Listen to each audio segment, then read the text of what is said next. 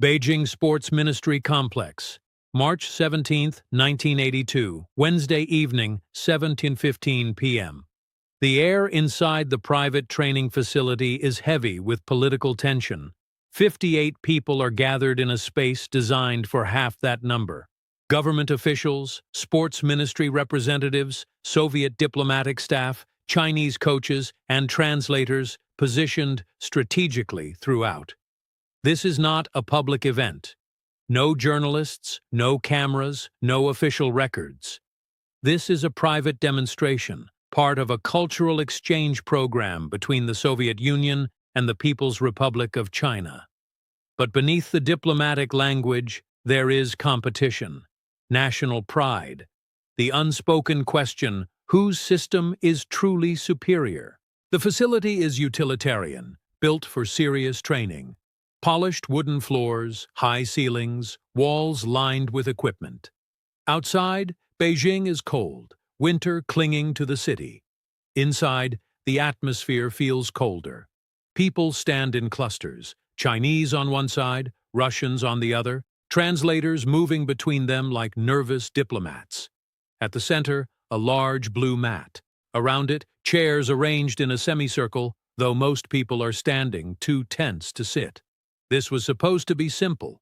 The Chinese wushu team would demonstrate traditional forms. The Soviets would observe respectfully, standard protocol. But something shifted during dinner 2 hours ago. A comment was made, a challenge implied. Now, instead of choreographed demonstration, something else is about to happen. Viktor Kozlov stands near the mat's edge, rolling his shoulders. 29 years old, 6 feet tall, 185 pounds of dense muscle built through combat Sambo and military service. His face is angular, sharp, plain dark tracksuit, no medals, but everyone knows who he is. Soviet national Sambo champion, 1980 and 1981. Military combat instructor. A man trained for neutralizing opponents efficiently. Viktor represents the pinnacle of that system. He has spent 3 days observing Chinese wushu with polite skepticism. During dinner, when conversation turned to practical applications, Viktor spoke carefully. He praised wushu's beauty, acknowledged the athleticism. Then he said, "But combat is not beautiful. It is about who can control the other person's body, who can take the opponent to the ground." The Chinese officials bristled. The implication was clear.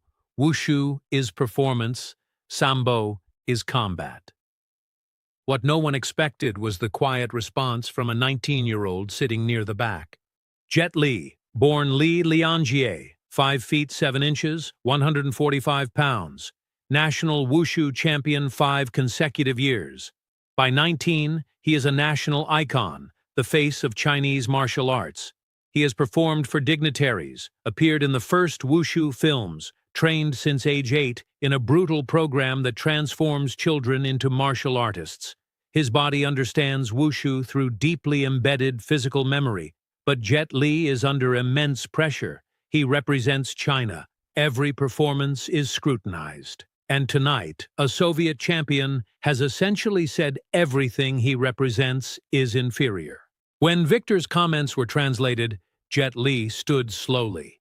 He did not speak loudly. He simply said, "If there is doubt about the practical application of traditional Chinese martial arts, I would be honored to offer a demonstration."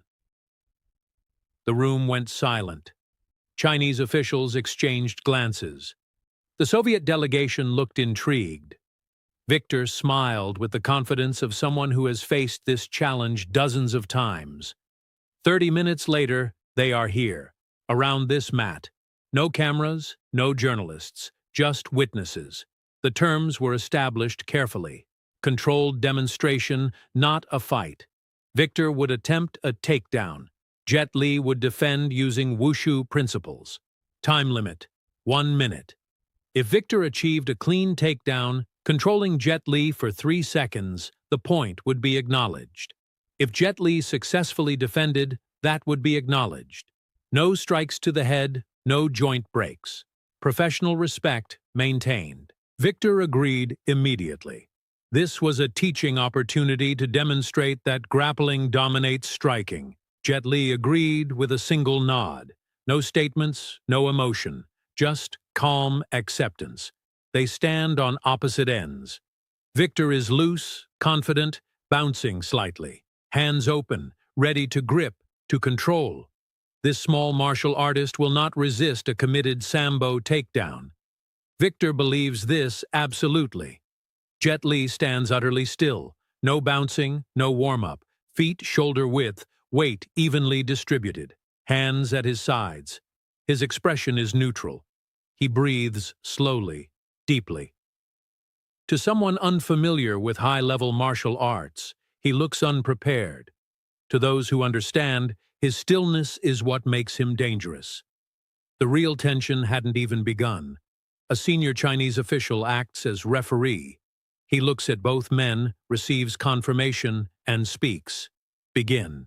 Viktor moves immediately, closing distance with smooth steps. Textbook Sambo, staying low, hands ready. He is not rushing, just advancing with patient confidence. Jet Li does not retreat. He adjusts slightly, center dropping lower, hands rising to guard. The distance shrinks, 5 feet, 4 feet, 3 feet. And then, for exactly 3 seconds, the entire room held its breath. Viktor commits. His hands shoot forward to grip Jet Li's arms, the first step in an arm drag and hip throw. Fast, technically perfect. But Jet Li's body responds in a way Viktor has never encountered. As Viktor's hands reach forward, Jet Li's arms move, not blocking, but flowing, redirecting. His left hand intercepts Viktor's wrist, controlling the angle. His right hand moves to Viktor's elbow, preventing the intended grip. Viktor adjusts instantly. If he cannot establish the arm drag, he will shoot for the legs. He drops his weight, preparing for a double leg takedown. But as he changes levels, Jet Li's structure changes with him. His stance widens, hips shift back. His hands redirect downward, one placing light pressure on Viktor's shoulder, guiding his momentum. What happened in the next 12 seconds would be analyzed for years. Viktor feels his balance compromised, something he has not experienced against someone this smaller. His forward momentum is being channeled elsewhere. Jet Li's movement is subtle. Every time Viktor commits force, Jet Li's body yields just enough to neutralize while redirecting, creating angles that put Viktor off balance. Viktor tries again, more aggressive, attempting a body lock around Jet Li's torso.